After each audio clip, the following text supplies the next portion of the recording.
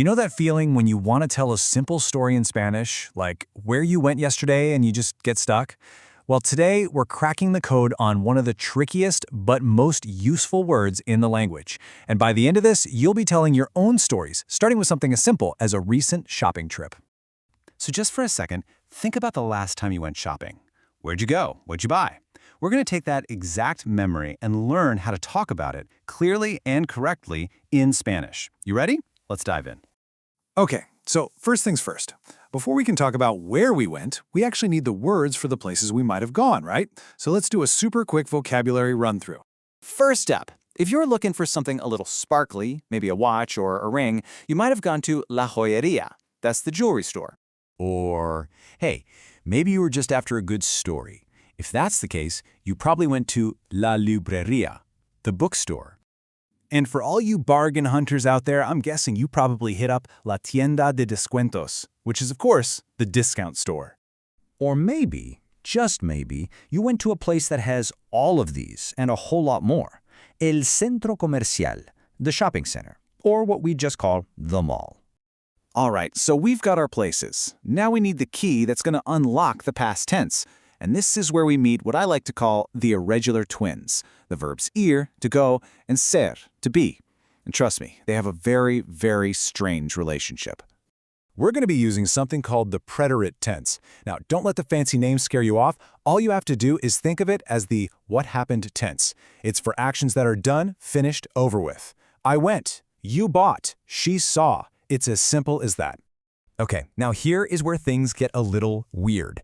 This chart you're seeing, it works for both verbs, ir and ser. They're totally identical in this tense. So that first one, yo fui, can mean I went, but it can also mean I was. How crazy is that? And that's the big question, isn't it? This is a huge point of confusion for pretty much everyone learning Spanish. I mean, if you say fui, how on earth is anyone supposed to know if you're talking about going somewhere or being something? Well, let's solve this mystery right now. The answer is actually way simpler than you think. It has nothing to do with memorizing more rules. The secret, as it so often is in language, is all about context. Let's just look at two examples side by side. The key is that little word a, which means to. It almost always signals movement. So in this sentence, ella fue a vivir a Miami, fue has to mean went. But look at the sentence on the right, ella fue estudiante. There's no a, no movement. So here, fue is just describing what she was. So, the crucial takeaway here is this. You don't have to guess. The rest of the sentence tells you everything you need to know. If you see that little word a after fui, fuiste, or fue, it's a huge clue, a giant signpost telling you we're talking about movement, the verb ir, to go.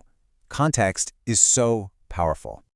Okay, enough with the grammar lesson. Theory's over, you've got the vocabulary for the places, and you've totally cracked the fui mystery. Now it's time to put it all together and actually tell your own story.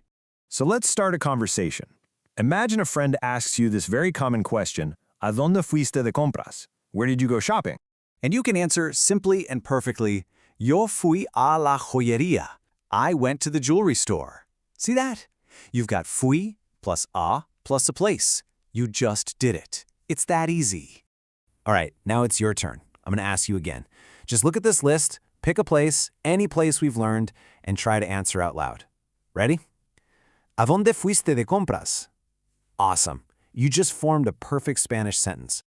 Okay, let's add another layer to our story to make it a little more interesting. Here are some things you might have actually bought. You can build a new sentence now just saying where you went. For instance, fui a la librería. Now, you have even more things to talk about. And for the final detail, the finishing touch, let's add when this all happened. You can just pop these time words onto the beginning or the end of your sentence. Fui a la librería ayer. I went to the bookstore yesterday. Go ahead, try it yourself with la semana pasada. And just like that, look at what you've got. You now have all the building blocks, the right verb, the places, the items you bought, and the time you went. You can mix and match these to tell tons of different stories about where you went and what you did. So I'll leave you with this one question. Think about it for real and try to answer using what you've just learned. ¿Y tú? ¿A dónde fuiste? And you? Where did you go? The coolest part is, now you actually know how to answer.